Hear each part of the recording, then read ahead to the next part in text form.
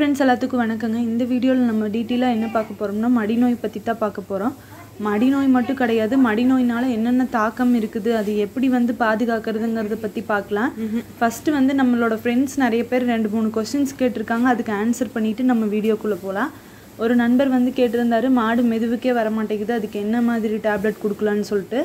டோர்டோவிட்டுன்னு ஒரு டேப்லெட் இருக்குதுங்க. அது ஒரு 10 நாளைக்கு கண்டினியூஸாக நிறுத்தாமல் கொடுக்கணும். ஒரு நாளைக்கு ஒரு வேளை கொடுக்கணும்.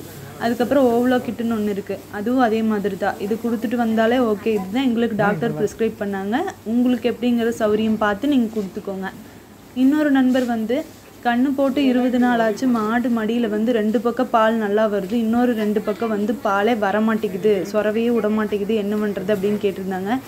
இது கண்டிப்பாக நம்ம டாக்டர்கிட்ட தான் பார்த்தாகணும். ஏன்னா இப்போ கறந்துட்டுருக்க மாடாக இருந்தால் தெரியுது, இப்போ தான் கண்ணு போட்டிருக்குங்கிறப்போ நம்ம அதை கண்காணிப்பாக பார்த்துக்கிறது ரொம்ப நல்ல விஷயம். அது டாக்டர்கிட்டயே கேட்டுக்கோங்க. அப்புறம் நிறைய பேர் அந்த ஃபேட் அண்ட் எஸ்என்எஃப் போட்டிருந்த வீடியோவில் 11 லிட்டர் தான் வருதுன்னு சொல்லியிருந்தீங்க. மொத்த பால் 65 லிட்டர் வருதுங்க. அது ஸ்கிப் பண்ணி பாதியாக தான் கொண்டு போவோம். அதனால அந்த பில்லில் உங்களுக்கு அப்படி காட்டியிருக்கும். போய் சொல்லணுங்கிற அவசியம் கிடையாதுங்க. அப்புறம் மடிநோயை பற்றி இப்போ பார்க்கலாம். அதுக்கு முன்னாடி ஃபஸ்ட்டு வந்திருக்கிற கிளிப்பிங்ஸ் மட்டும்தான் இப்போ புதுசு. நான் ஊரில் இருக்கிறனால பழைய கிளிப்பிங்ஸ் ஆட் பண்ணி தான் வீடியோ போடுறேன். இந்த டாபிக் கண்டிப்பாக போட்டே ஆகணும்னு சொல்லிட்டு ஊருக்கு வந்ததுக்கப்புறமா நம்ம ரெகுலராக எடுத்துக்கலாம். இப்போ மடிநோய்ங்கிறது மாட்டு சம்மந்தப்பட்டது மட்டும் கிடையாது, நம்மளோட பொருளாதாரம் சம்மந்தப்பட்டது.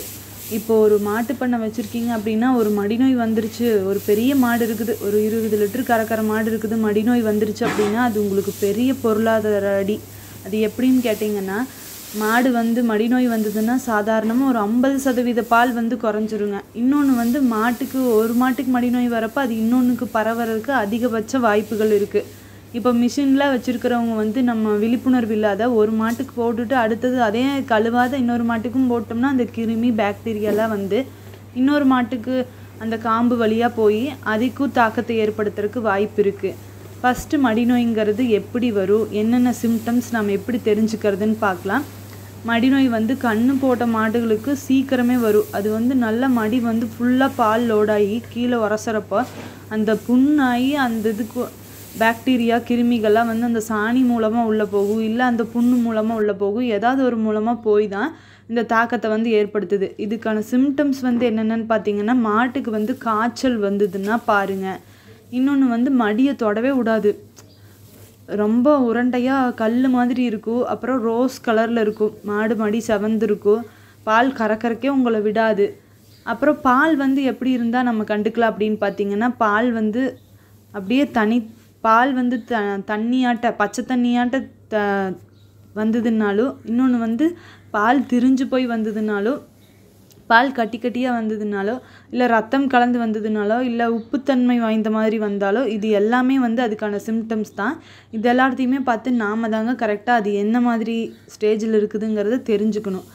மெயினான விஷயம், மாட்டுக்கு மடிநோய் மட்டும் இல்லை, மடி வீக்கம் வருது, அதுக்கு எல்லாத்துக்கும் நம்ம ப்ரிகாஷனாக என்ன பண்ணிடணும் அப்படின்னா, நம்ம இப்போ பால் கறக்கிறதுக்கு முன்னாடியே மாடுகளுக்கு நல்லா சாணி இல்லாமல் மடியை சுத்தமாக கழுவிடணும். அதை கறந்ததுக்கு அப்புறமாவும் ஒரு அரை மணி நேரம் படுக்க விடக்கூடாது. அது படுக்கிற இடம் நல்லா சுத்தமாக இருக்கணும்.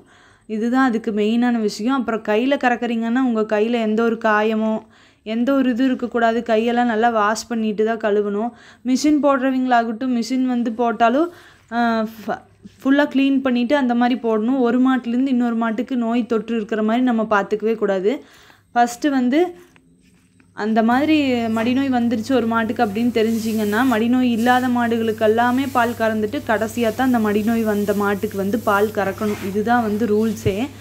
அப்புறம் மடி வீக்கம் வருது, மடி வீக்கத்துக்கு என்ன பண்ணலாம், அதுக்கு நிறையா டிப்ஸ் இருக்குங்க. சாக் பீஸு, வெத்தலை, சுண்ணாம்பு, எலுமிச்சை இது எல்லாமே போட்டு அரைச்சி பூசுவாங்க.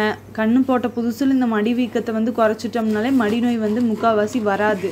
அதுக்கப்புறம் ஒரு மாட்டுக்கு ஒரு தடவை மடிநோய் வந்துருச்சுன்னா அது அடிக்கடி வர்றதுக்கு நிறைய சான்சஸ் இருக்குது. அது எப்படின்னா, அது அஃபெக்ட் ஆயிடுது ஒரு தடவை, திருப்பி நம்ம அதை கவனிச்சுட்டே இருக்கணும். கவனிக்கலைன்னா அது திருப்பி அந்த பாக்டீரியா அதோட வேலையை செய்ய ஆரம்பிச்சிருங்க. இன்னொன்று வந்து மடி அடைப்பு, அதாவது காம்பு அடைப்பு தான் நான் சொல்கிறேன். காம்பு அடைப்பு பார்த்திங்கன்னா ஒரு ஸ்ட்ரெயிட் லைனாக பால் வராமல் ஃப்ளோவாக 4 பக்கமும் வருது அப்படிங்கிறப்ப அதுவும் ஒரு நோய் தான்.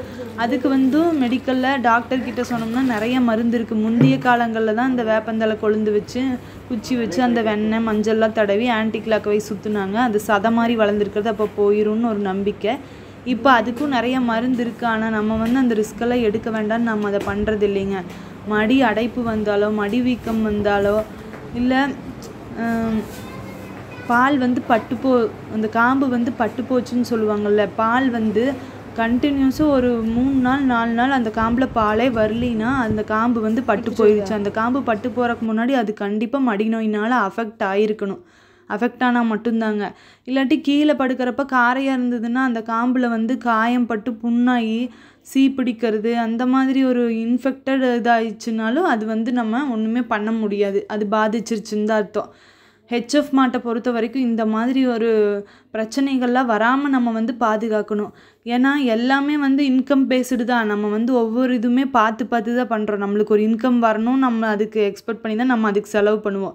இந்த மாதிரி விஷயங்கள்லாம் வந்ததுன்னா நம்ம எதிர்பார்த்ததை விட இது அதிகமாகவே செலவும் ஆகும், நம்மளுக்கு மன உளைச்சலும் ஆகும். மாடு இப்படி இருக்கிறத பார்த்தா பால் வந்து 50% பால் வந்து ஃபுல்லாக அப்படியே குறைஞ்சிரும். இப்போ ஒரு மாட்டில் 20 லிட்டர் வருதுன்னா அது 10 லிட்டர் குறையிறக்கூடிய வாய்ப்பு இருக்குது. ஒரு காம்புலேருந்து இன்னொரு காம்புக்கு பரவறக்கும் வாய்ப்பு இருக்குது. அதனால வந்து இது எல்லாமே நம்ம வந்து கரெக்டான ஒரு ப்ராசஸ் பண்ணினா மட்டும்தான் இதுக்கு எல்லாத்துக்குமே ஒரு தீர்வு இருக்குது. ஃபஸ்ட்டு வந்து முன்னாடி காலத்துலலாம் நாட்டு மருந்தெல்லாம் யூஸ் பண்ணாங்க. இப்போவும் வந்து நாட்டு மருந்து யூஸ் பண்ணுறோம். ஆனால் வந்து எந்த அளவுக்கு எஃபெக்டிவ் அதெல்லாம் கரெக்டாக ஒரு தடவைன்னா ஒரு நாளைக்கு 5 தடவை 10 தடவைன்னா அதை பண்ணணும். நம்ம வந்து அதுக்கு முடப்பட்டு நம்ம டாக்டரையாவது கூப்பிட்டு கரெக்டாக பார்த்துடணும். ஏன்னா மாடு இல்லையா, வாயில்லாத ஜீவன், அதுக்கு கஷ்டம். மடினா நம்மளுக்கும் லேடிஸ்க்கெல்லாம் இருக்கிற தொந்தரவு மாதிரி அதுக்கு மடியை தொடக்கூட முடியாது, அந்தளவுக்கு அது கஷ்டமாக இருக்கும். அது எப்படி அப்போ பால் கறக்க விடும், கண்ணுக்குட்டி போச்சுன்னா அதுக்கும் இன்ஃபெக்ஷன் ஆகும். நிறைய விஷயங்கள் இருக்குதுங்க. அதனால வந்து நம்ம எல்லா விஷயத்துலையுமே கொஞ்சம் கவனமாக இருக்கணும். மடி சம்மந்தப்பட்ட இது வந்து ரொம்ப பொருளாதார பின்னடைவையும் தரும் மாட்டு பண்ணையில். அதனால வந்து நாம் தான் ரொம்ப கேர்ஃபுல்லாக இருந்துக்கணும். இது வந்து மடி நோய் வந்து ஒன்றா ஸ்டார்டிங் ஸ்டேஜில் வரும், இல்லாட்டி வத்த கறவை ஆக போகுது இல்லைங்களா, அப்போ வந்து வரும். ஒன்ஸ் ஒரு மாட்டுக்கு வந்ததுன்னா அது திருப்பி ரிப்பீட்டடாக எப்போ வேணாலும் வரல, நம்ம அதுக்கு வெயிட் பண்ணுற மாதிரி தான் இருக்கும். எங்களுக்கு வந்து ஒரு மாட்டுக்கு வந்தது ஒரு வருஷத்தில் ஒரு 4 தடவை வந்துருச்சுங்க அந்த மாட்டுக்கே. அதுக்கு இப்போ மோஸ்ட்டுன்னு சொல்லி ஒரு இன்ஜெக்ஷன் மாதிரி வந்திருக்கு. அதெல்லாம் வந்து இப்போது டாக்டர் தான் சொன்னாங்க, அது ஒரு காம்பு பகுதி ஃபுல்லாக கெட்டு போய் பால் திரிஞ்சு வந்ததுன்னா அதை வந்து நம்ம இன்ஜெக்ஷன் மாதிரி உள்ளே இன்புட் பண்ணோம்னா அது அப்படியே வந்து அந்த மருந்து போய் உள்ளெல்லாம் க்யூர் பண்ணி அப்படியே அந்த பாலோட தன்மை வந்து நல்ல இதாக மாற்றிடுங்க. அதுதான் வந்து சொல்கிறது. அந்த நிறைய மருந்து டெக்னிக்ஸ் எல்லாம் இப்போ வந்துருச்சு. நீங்கள் தான் அதை பார்த்து இது பண்ணணும். இந்த வீடியோ கண்டிப்பாக உங்களுக்கு யூஸ்ஃபுல்லாக இருக்குன்னு நினைக்கிறேன். இந்த வீடியோ பிடிச்சிருந்தா மறக்காமல் லைக் பண்ணுங்கள், ஷேர் பண்ணுங்கள், சப்ஸ்கிரைப் பண்ணுங்கள்.